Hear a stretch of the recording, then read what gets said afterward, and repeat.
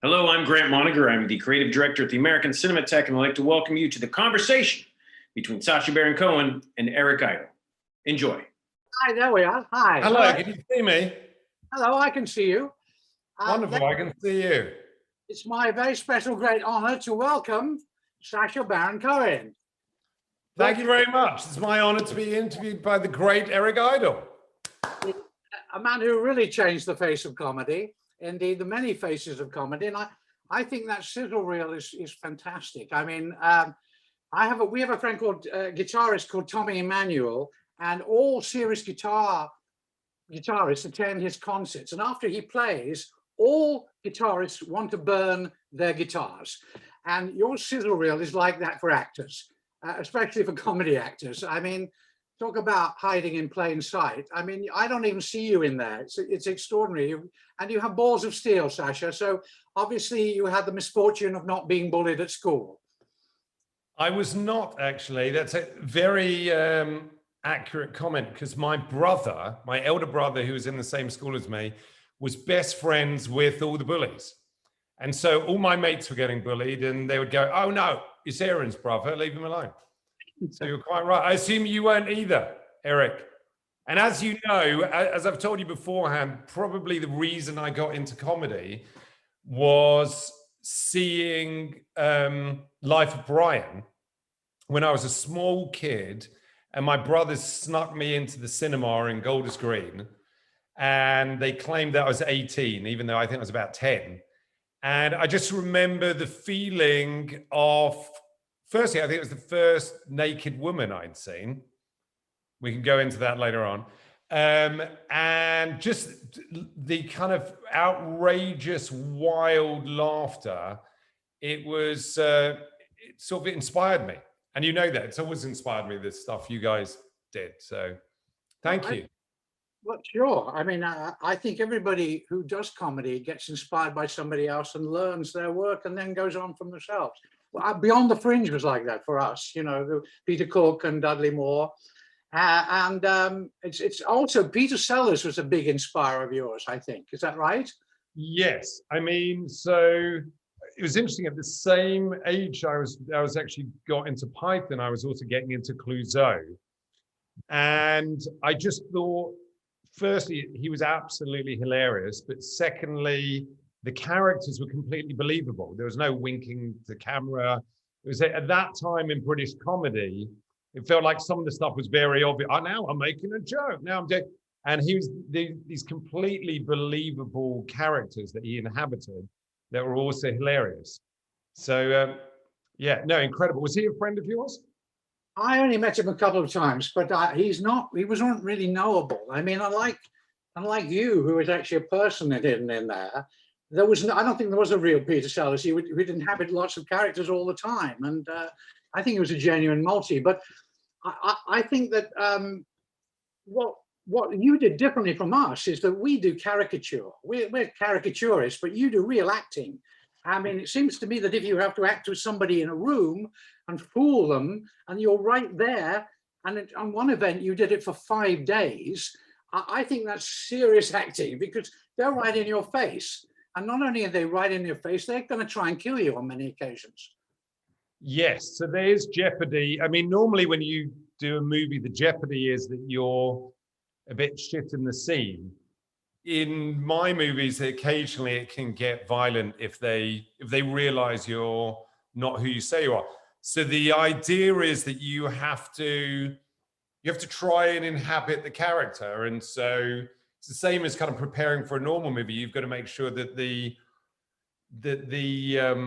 rhythm of your words are consistent, that the pitch is unique, that the choice of words, that the way you walk, that the costume, even the way you smell has to be completely believable and as one. I remember very early on, I once did Borat, and I ended up taking off my trousers in a scene, and I had my underpants on, and the scene ended. They go, "You're a fake." And I realized after that, I don't know whether this is an interesting tidbit, I've always changed my underwear when going to work, because I felt that every costume, whether it's Abby Hoffman or Borat or Ali G, they have to be complete. I think that was the lesson from that. I think that's what you do superbly. I think you're a most extraordinary actor. I don't know how you would manage to live with people for 5 days. That with those two guys in the last Borat film, you had to spend 5 days with them, right? Yes. Bizarrely and weird and strange. I mean, it was terrifying because the longest scene I'd ever done prior to that was 7 hours long on a movie I did called Bruno. That was when I was with these two hunters, and I'm chatting to them around the campfire, and they realize I'm gay at one point, and these guys went off and they loaded up their shotguns. And I got the field producer to go out and say, why is it necessary to load up your shotguns? And they said, well, listen, there's a lot of animals about. We just want to be prepared. And I knew that 2 hours later on, when one of them was in his tent, I was going to try and ask to come into the tent while naked. So I was a little bit concerned. But this scene was 5 days long. And I arrived one night. I'm going to be living with these two very suspicious men. And I woke up the next morning, and obviously there's no crew in the house. I'm living in the house. And I started panicking for one of the first times. I think I had a panic attack, and I'm pacing, and I'm going, how am I going to be able to do a 5-day scene? How am I going to remember the dialogue? How am I going to remember where I am in the story? And how am I going to be able to withstand their questioning and not make a mistake for 5 days? And I think by the end of day 3, I locked the door one night. They go, all right, good night, Borat. Not Borat. Well, I can't remember what they were calling me, what my name was. But basically, I tried to clean my teeth. And I put the toothbrush in, and I put it in the wrong way. And then I was turning it around. And I realized I was still bloody Borat. I couldn't get myself out of character. I actually had to slap myself in the face. So it was a challenge, definitely. It was hard. I think it's the opposite of Stockholm syndrome. I think they identified with you, because there's a lovely shot of them when you said you wrote the song with them, and they're very happy. You made them so happy. I think even when they found out you weren't who you said you were, they were still happy.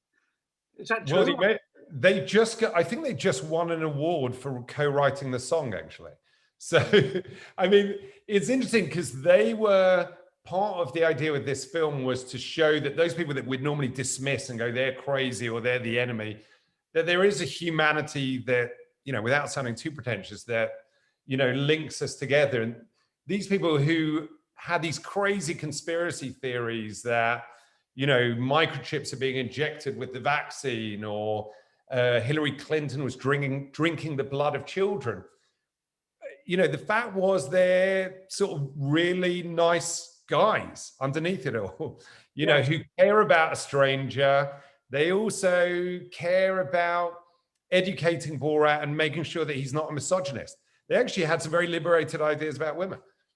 I thought that was very touching, and I also thought that was the whole. I really like that too about the second Borat film. It was so touching. I mean, you found your daughter, who was a genius, amazing. Maria Bakalova, genius. I mean, amazing discovery you did. We're moving on. We skipped through Ali G a little bit, but we seem to be moving on to Borat. We were supposed to be doing this in order, but we've obviously started. Up to Daisy, sorry. It's all right. It doesn't matter, really. I mean, we want to talk to you about what you do.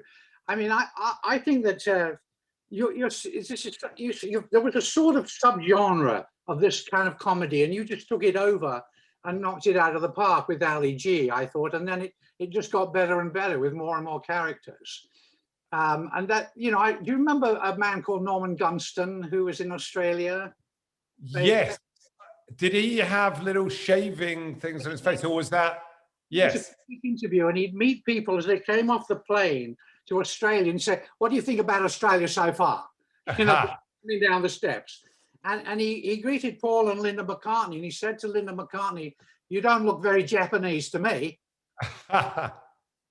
So, but then after that, I think there was, there was Gary Shandling is also a fake. I mean, but what you do is far more brave, and you are a hater. I think you actually hate people, and I think for very good reason. Thank you. And that I think. You think I hate people? Well, you hate certain people. I mean, you're not very, you managed to you know, you managed to hoist Giuliani with his own petard, didn't you? Yes. I mean, there are, you know, even from Ali G, I think there was, and you know this growing up in England, there was, for everyone who wasn't a member of the establishment or the upper class, there is this kind of interclass conflict. And Ali G was really a way to kind of poke fun a little bit at the establishment and undermine their authority. You know, actually, Abbie Hoffman, just jumping around a bit, also had that slight quality where he realized that humor could be used to, when it's done well, could be used to humble the powerful. And obviously I was mucking around, but there were sort of deeper issues there. So I don't know, you know, the good thing about doing these characters is you can pick on bullies and people who are doing wrong. So it was, you know, there's a certain enjoyment when you're sitting next to Dick Cheney and getting him to sign a waterboard kit. Very important. The guys in our torture facility, you are a hero. You have completely transformed the whole nature of torture. Please sign this. We've got one from Netanyahu, a signature from Demi Lovato. We really want you, Dick Cheney. So when Dick Cheney is signing that waterboard kit, you feel good. Or when Jason Spencer, in that, this was a show Who is America, has dropped his underpants and is trying to, you know, chase me because he's enacting a defense against ISIS terrorists. And he believes, and I've convinced him that they think that if you touch them with your ass, that they will give up their terrorism. Then there is a certain pleasure because this was a man who had threatened a black politician with her getting lost in a swamp. So when it has that ability, it's great. I think that's the interesting thing that you do, that you bring new to it all, is that in a sense, you're the feed line and they provide the comedy. You sort of set them up and our laughs come from them. And then you, and knowing that you've trapped them into this. And I think that's it's very different from, say, pranking or candid camera or things which are sort of all in good heart and all in good faith. You're actually dealing with real monsters and revealing them as such. And I think that's, you know, that's fantastic. I think that's social documentary. I think it's really important work. Thank you. Well, I think in this new movie, we reveal, you know, you put the camera on and people reveal themselves. So there are also some people who are completely inspiring, like Janice Jones, who was the babysitter, or Judith, who was the Holocaust survivor, who were, you know, she offers food and kisses this gross anti-Semite in front of her. And, you know, so it's quite inspiring. That was, you know, I think people reveal themselves. Yes, absolutely they do. And that's what makes it so new, I think. I don't think, I don't think that with Gary Shandling, when people went on, they knew they were part of the joke. Whereas Yes. they don't know they're part of the joke. And only later do they find out, which is must be kind of fun. And fun to do. Yeah, and me and you, listen, we were both good friends of Gary, and it's a great shame that he's not around to Gary was the first one who told me about you, and he said he was just Gary Shandling we're talking about, and he was such an admirer of Sacha, and he was just amazing, and he just thought what you were doing was really new and different and encouraging, and I wonder if that came out of you in Cambridge. You did a lot of acting. I mean, you played Tevye and Cyrano de Bergerac and big characters. Is that where you think you? The reason I went to Cambridge was because of you. So I had kind of dismissed Cambridge as being a place full of toffs, and then I remember my history teacher at the time said, "Come on, you're hilarious. You want to act? Go to Cambridge, where Python." You know, this University of Python. So I went there for the express purpose of getting into the Cambridge Footlights. I auditioned in my freshers week and I was rejected. And I carried on auditioning twice a year until my final year. And I was always rejected. But the great thing about it, despite me going, what? I didn't understand why I wasn't funny enough, even though I remember the first audition, there were two people in hysterics, and the president found it completely unfunny. But as a result, I was forced to go into straight acting, and I'd never done any straight acting before. Somehow a rumor had gone around these kind of drama societies that I was a well-established actor. I'd never done a thing. And immediately I was cast in a Chekhov play as the lead. A week in, the director looks at me and he goes, "You can't act, you're fired." And the rest of the cast, I go, "Yeah, I know." I go, "I don't know why you cast me." And the rest of the cast said, "If Sacha goes, we're out." And so I managed to pull through this Chekhov play, and suddenly I was doing Tamburlaine the Great. We had a Royal Shakespeare Company director and Cyrano de Bergerac and Fiddler on the Roof, and these kind of deeply emotional characters. So the best thing that could have happened to me was, you know, the Footlights crew rejecting me and me being forced to learn how to act. And that's interesting. So when you first did that first TV show with Ali G on, that's when you developed that, right? Was it the Weekend? What was it called? What was Yes, it was called the 11 o'clock show. So prior to that, I was struggling. You know, I'd left Cambridge and I thought I didn't know anyone who was an actor. I didn't know anyone who had, you know, managed to survive in that profession. So I thought I'd give myself 5 years. I was coming to the end of it and, you know, was struggling a bit. I was on the dole. And I had done a few moments of Borat, actually. I'd done Borat for the BBC. He had a different character at the time, but nobody was really interested in it. And then this show called the 11 o'clock show came about, and they go, you know, "We're interested in you as the host, as the kind of Jon Stewart character." I didn't really want to host. I go, "By the way, I've got this thing here. Can I just show you?"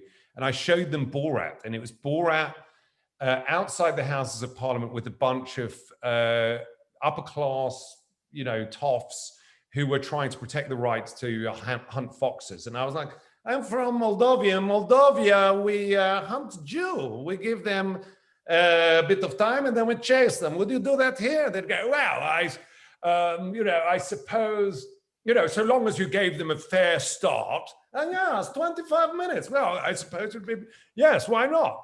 And then I realized I was onto something, and I showed that to the producer, the late Harry Thompson. No, Harry. Talk show. You remember Harry? Very well. Yes, and this is just now recollection of people who've unfortunately passed away. But he said, "That's amazing. We want that." And I go, "The problem is the BBC own it." He goes, "Well, give me something new for tomorrow that's in that genre," because they'd never seen, you know, characters in the real world. That night, I basically revised an old character I'd had, came in the next morning with Ali G. And they go, "Okay, great. Let's try this out in 3 days with this senior economist." And bingo, suddenly Ali G was born. It's fantastic. I mean, I didn't see it when it first started because I was over here, but when you brought it here is when I first, got to see that. And it's just fabulous. It's just it's so funny, and it's such a fresh way of looking at people. And it's very, and you get nervier and edgier as you go on. And some of the ones that you did in the final series with other characters were even more extraordinary. And I wanted to briefly, because we want to talk about I want to talk about your acting in the Chicago 7, but I wanted to ask you about process, but I don't think we have time to do that. I was very intrigued. I don't even know if I'd be able to answer it. So I was very intrigued by the fact that you were writing a thesis about Abbie Hoffman. And did you actually meet him? Did you go and meet him when you finished college with Cambridge? No, so he had passed away by then. I was writing a thesis about basically Jewish radicals in the Black Civil Rights Movement. And Abbie Hoffman was one of a group of left-wing Jewish students, basically, who went down and joined the Freedom Rides. They then went on and formed the basis of the anti-Vietnam War movement. And so I was sort of obsessed with this character from the age of 20, really. And then, so when Spielberg was first making the movie about 13 years ago, I called him up rather cheekily. I'd only made Borat at that point. And I said, "Could I audition?" And he said, very generously, he said yes. And he goes, but I'm worried about your accent. You know, it's a very specific accent. It's Boston mixed with a bit of Berkeley and Brandeis, where Abby was educated. He goes, I'm going to give you my best dialect coach. And he said, you've got 2 weeks to get the accent right. So every night we recorded a speech, a 2-minute speech for 3 times. At the end of the 2 weeks, we had 30 takes. And the dialect coach was like, said, take 28, you've got it perfectly.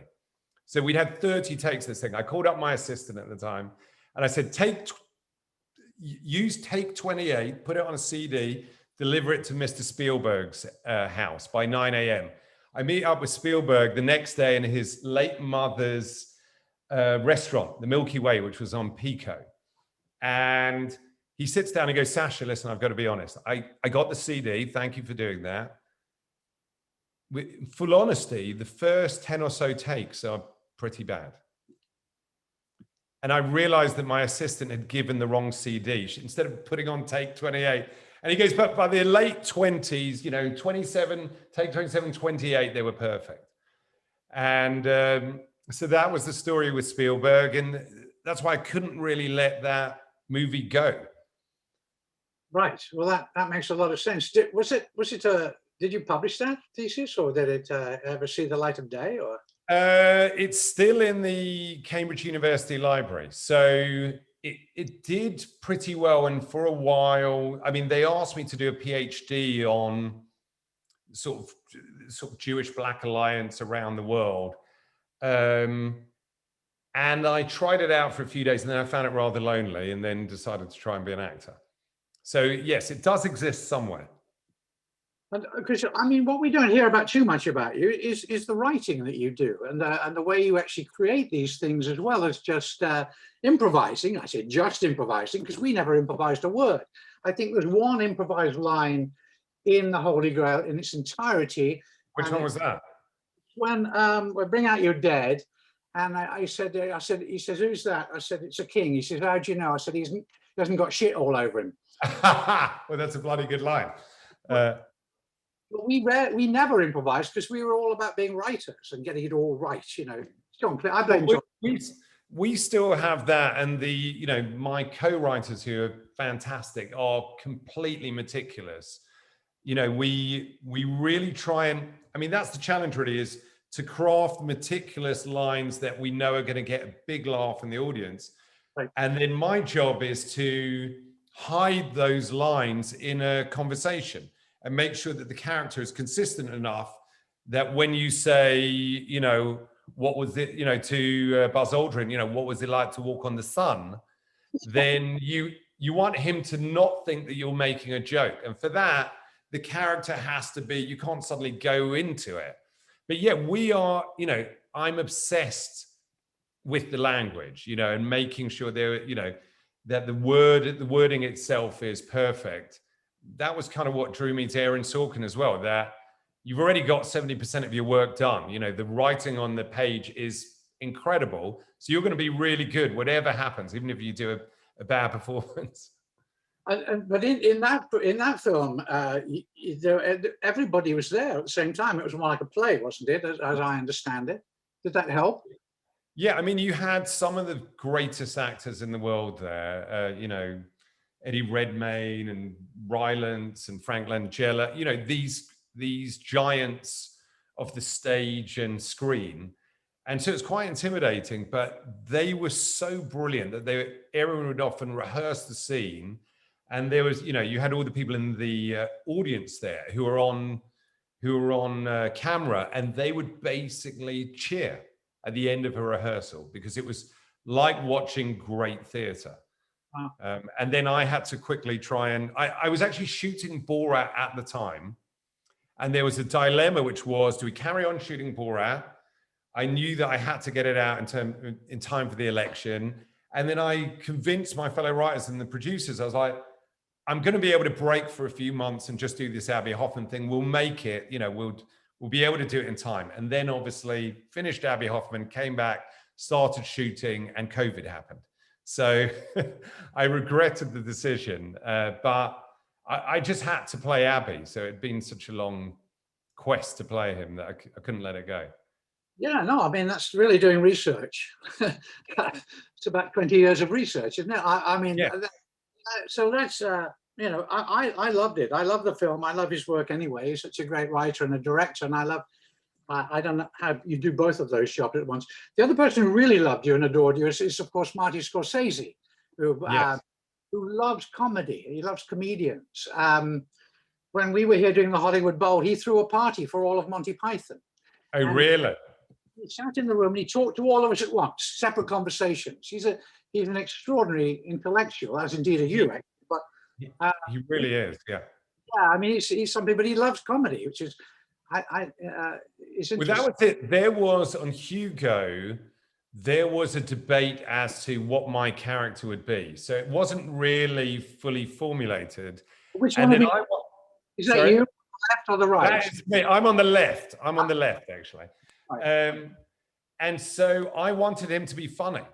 And then there was a kind of debate with the writer at the time.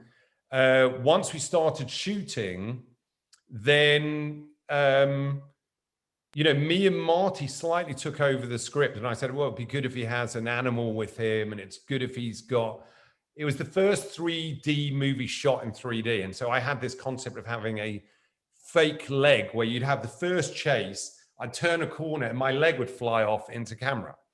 That later got turned into him with this kind of metal contraption on his leg. But so it was, you know, Marty was completely ready to let me improvise. And I stay in character on set. And so he'd come on and go, station inspector, you know, and I go, yeah. So he goes, that person you're speaking to on the phone, because I'd do an improv. He goes, he said, would you, what's he like? And I'd explain it, you know, who the guy I was on the phone to was like. And he'd go, shall we shoot a scene with that guy who you're on the phone with? And we did that, you know, so an improvised character on the phone then later turned out to be a real scene with a character, an actor that we cast. So it was an amazing experience. You know, it was complete improv really within a very tight structure. Well, I think I think that's so interesting about you, because you got, you're the spy, you do all these other serious acting roles. I mean, you seem to have led about 4 lives in the 10 years or so I've known you. I mean, it's like, We've known each other. I think you invited me over about 18 years ago, actually. is it really that? Oh God, fine. Yeah. Oh, how Because time. I remember you came to the first Borat premiere. I absolutely did. I That adored was the 14 years ago. 14. And then I love the way you always promote things so brilliantly. I mean, you arrived in a car towed by horses or something, or was it? I think they were towed by women, actually, but yeah. But it was just, the whole thing was a show, and then you could go on television and be the show. And I just love that whole thing about you. You just threw yourself into the whole game of it, and it made it so great, and it made it great for us, I think, watching it. How are we doing? I'm supposed to be keeping an eye on the clock here. Oh, are you meant to take questions? Wait a minute. It says raise hand. Chat. I think we're doing not badly. Are we We doing did all not know about questions from audience. All right. I think we're doing fine. All right. I think we're doing very well. I've got to say on that, it was interesting, that publicity campaign, because a style of acting I'd studied was called bouffon by this great clown teacher, Philippe Gaulier. And the idea of it is it's a very early form of satire, where in the medieval ages, they would have the outcasts of society. You know, you'd have heretic priests, people who are gay, people with disabilities were allowed once a year into the villages, and they would put on these bouffon plays. And the idea would be you'd have somebody with, you know, a severe disability, physical disability, who's playing the king, and the king would get very angry and say, that's not me, that's not me. And that was part of the origin of the campaign when I did Borat, was I would claim to be the official representative of the country of Kazakhstan. Obviously, my Kazakhstan was nothing to do with the real Kazakhstan. And so when the Kazakhstani prime minister arrived in Washington, I told Fox, I go, oh, I'm going to do a press conference outside the Kazakhstani embassy. And I'm going to pretend to give the official comment on Sacha Baron Cohen, which caused upset a few members of the leaders of Fox at the time. But anyway, that's another story. Here's question number 3. What's the most frightened you've ever been in a film setting? I think it was when Martin Scorsese. No. It was probably this time round. So this was the first film or show that I've ever had to wear a bulletproof vest. And there was a scene which was at the gun rally in Washington State. I was singing this song called the Wuhan Flu. Journalists, what you gonna do? Inject them with the Wuhan flu. And the idea was we just knew that it could get violent at some point. Firstly, there were many people with semi-automatic weapons there and pistols.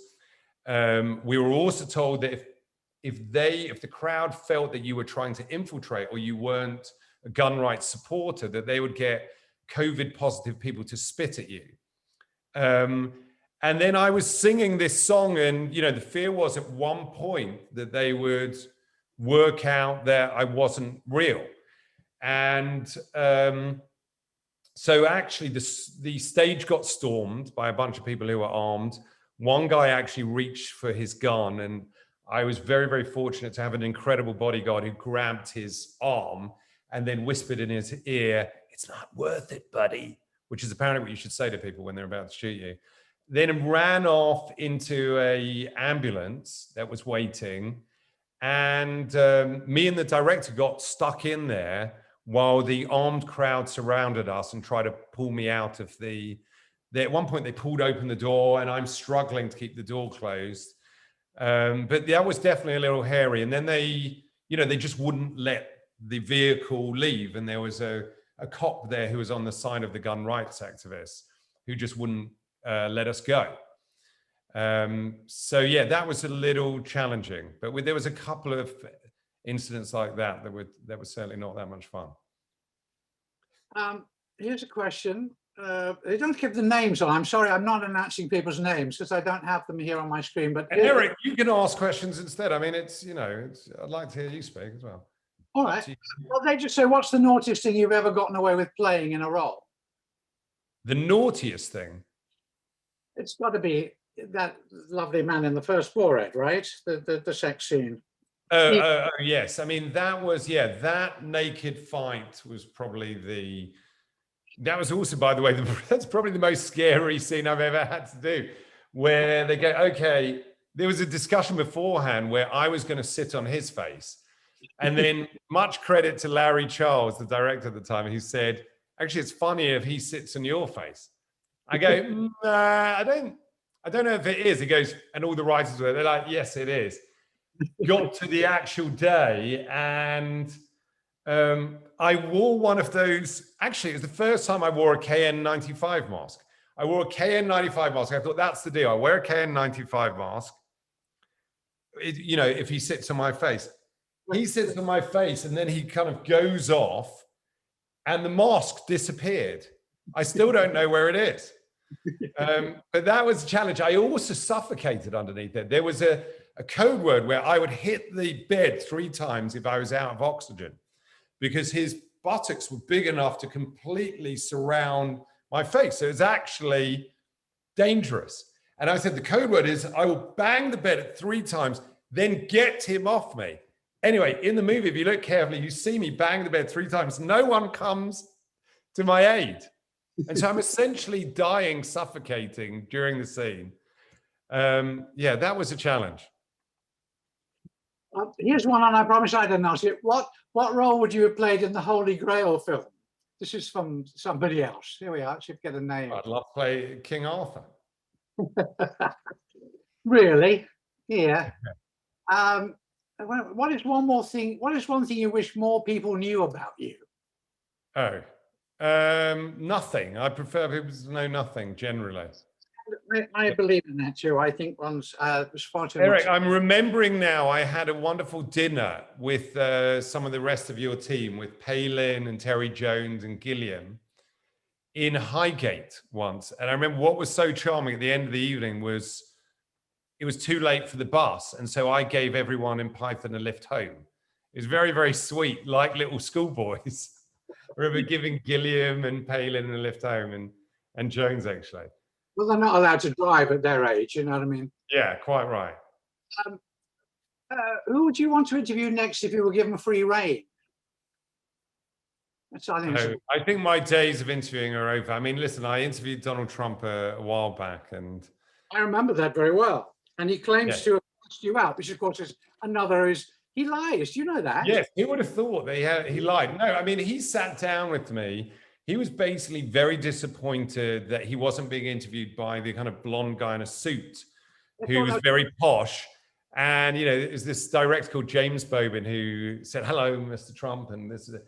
And he goes, "And this is your interview." And I remember Trump's face as he looked down and he saw me, and I was like, "Wicked man, respect, big up yourself, Donald." And he immediately did not want to sit down with somebody that he felt was of questionable ethnicity. So he was keen to get out of there. But, you know, I sat with him for about 7.5 minutes. And it was only when I really started asking him for money that he said, "Okay, I've got another meeting." I love that. I love that scene. Of course, and Cheney is my favorite, really, because it just getting him to sign that was just brilliant. Sorry. No, Sorry, carry on. how well you publicise things, because I was watching around the time Borat was opening, I was watching an obscure England qualifying soccer match in Poland, and you bought behind the goal. It said Borat, and every time somebody attacked the goal, there was your face, and it was throughout the game. And I thought, it was in Poland. It probably cost you 10 quid. Yeah, I don't know. I can't fully claim that, but I will. I'll say that was my brilliant. Well, I love everything, the way you promote and the way you go on people's shows, and I just think that quality of improvising, because it's one skill that we really don't have in the Python world. We didn't ever have to do that, and you know, I had to learn to be me after the end of Python. If I were doing something live, I didn't know. They said, "Just come on as yourself," and I said, "Who's that?" You know, Yes, no, I empathize with that. I had no idea. I remember Parkinson once insisted that I come on as myself, and I just go, "I can't do it. I'm not sure what I would say, or I'm pretty sure I'm going to be incredibly boring," which may be the conclusion from this. But I went on as Ali G in the end, and he was furious. He was furious. He goes, "Why can't," he actually lost his temper with me afterwards. He said, "Why can't you just be you? It's, you know," and he was going back to Sellers. He goes, "Sellers made this mistake as well. He also didn't want to come on as himself, and he came on as, I think Sellers had done some Nazi character when he went on Parkinson." But that is the challenge after you've spent so many years in character, to work out even simple things like, what's your haircut? What do you look like? Well, that's the only way we acted. You know, first of all, you put a wig on, then you put a moustache on, and then you do a funny voice and some glasses, and then you're acting. Yes. That's Python acting. I mean, my companion and I would swap a moustache. You know, that's. But to be yourself was it. I think when I first did SNL, I had to do that, and I didn't get it very well. You have to sort of create a character of yourself to do that, don't you? Yes. What is the interesting version of you? I would be scared to host SNL for that reason. But listen, I must say, I've got to say, Eric, your films, I remember when they came out, each of them had a phenomenal impact. And actually, even reading the Python books afterwards, there's something that I remember reading was that when you'd made and now for something completely different, that you felt that the audience kind of switched off after about 60 minutes or so. And so you realized there was a necessity for a plot. And that was something that's why we spend so much time in the writer's room beforehand, just making sure that the movie itself is a movie, particularly like with this one. We thought at its core, it's got to be this emotional love story between a father who falls in love with his daughter, you know, he's a latent father, you know, he's the first Kazaki to ever, you know, really care for his daughter. So that lesson was from reading about, you know, the challenges you'd had with your first movie. I think that's very important. It's that working with Mike Nichols, he'd always say, no matter what it is, you have to take it seriously, because if you don't take it seriously, the audience won't. So that's that was the most. And I said, well, we're dealing with the knights who say knee, Mike, but nevertheless, you still have to take it seriously. And you have to be the knight. And I think that Pythons are instinctive actors. They don't do a lot of rehearsing, but they're very instinctual. And I was once talking to an actor, and he said there's instinctive actors and there's actors who prepare very, very hard. And I think you come between, you have both of those qualities, I think, going for you in your acting. Yeah, I mean, certainly something like Chicago 7. Again, I was terrified about it because I was still traumatized from that incident with Steven Spielberg. So I felt I had to master that dialect. So in the evening, I was shooting Borat during the day, rewriting Borat, and then studying with Tim Monick, this legendary dialect coach who I'd met with Scorsese, and working on Abby Hoffman at night. And then, so you want to, something like a Sorkin script, he's so particular about every comma that you want to completely instinctively know that. And at the same time, I was reading everything I could about Abby Hoffman, everything, going down and opening up archives and hearing his old stand-up, because he was very influenced by Lenny Bruce, so he basically learned how to be a stand-up. And obviously I'd find these brilliant lines and I'd email Aaron every night and say, hold on, what about this brilliant line? What about this? I've just found this line from Abby. And Aaron would say, thank you very much. It's very kind of you to send that. This script is what it is. And good luck to him, because he was completely right. We weren't making the Abby biopic. Right. I mean, we were contemporaries of Abby. We were doing, we were just before Python with Abby Hoffman. So we were following all that. That was our life. That was our history, social history going on. And I remember getting his book, which was called Steal This Book. Yeah. I think I paid for to be a bit of a rebel. Yes. He was very interesting. I thought that, did he really hate Hayden? Was that the story? That was the real, the Tom Hayden? Or? Yes. So there was this rivalry, and it's basically the rivalry between the left and the hard left in all political movements around the world, really. Yeah. And there was this rivalry. Aaron got that from Tom Hayden. And interestingly enough, there's a scene in the movie, for those of you who've seen it, where Tom Hayden and Abby have this argument that becomes violent at the end. That's kind of, grabbing each other. And it just didn't make any sense to me. I thought, why are they getting physical at the end of the scene? And Eddie Redmayne came up to me, who's a lovely bloke, also from Cambridge, actually. And he said, well, they're these brothers. It's the story of these brothers who hate each other and then love each other at the end. He goes, that's what Aaron's always told us. I go, what? Aaron told you what? He goes, yeah, 5 months ago, Aaron said this is a story about two brothers. I go, he never told me.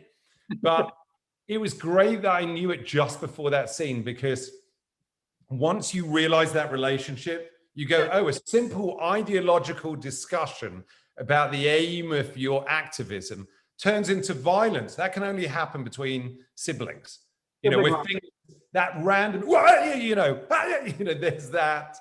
And it actually makes the end of the movie so much more powerful, because Abby says to Tom, you're a true American hero. And there's this mutual respect. The brothers are back together, and there's a certain satisfaction for the audience. So, it's beautiful writing. And that rivalry was there. They were two kind of opposite people. And the winner gets Jane Fonda. Exactly. For about 17 years, I think, which is quite good, isn't it, really? Yeah, exactly. Keep it fair.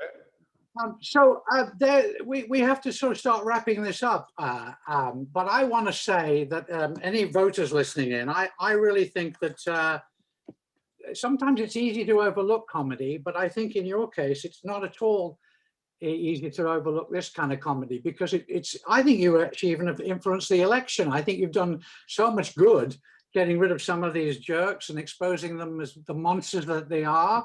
I'm just filled with awe. Actually, I think you've just, it's an extraordinary combination, and to come up with both of these films at the same time is always asking the Academy to ignore you, because then you're just far too clever in too many different forms. But I would urge people that to look very closely at these, because I think there's some fantastic work here, and it's a time you were recognized. I believe that's not that you haven't been, but you are still doing brilliant, amazing work and earth-shattering work. And I don't want to blow smoke up your ass for too long, but they did ask, but I'm just thrilled. I'm a little bit longer. I'm thrilled for you. I just think Director. it's wonderful work, Sacha, and I'm very proud of you, if I can say that. Eric, if I can go back to myself at 9 years old, watching you on screen in Gold is Green, and imagine that one day you'd be virtually having a conversation with me, telling me that I'm good at what I do, I wouldn't believe it, actually. And it's still incredibly flattering, and you are a hero of mine. So I really even appreciate you, spending the time to do this. So the feelings are mutual. It's reciprocated.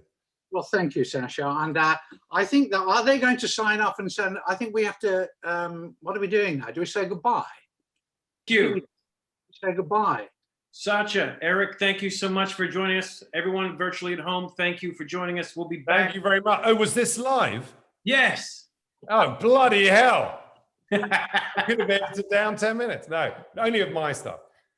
Eric, thank you, man. My pleasure. Thank you. I hope to see you soon. Thank you so much. Thank you. All right, lots of love. Bye-bye. Thank you. All right, Bye-bye. bye.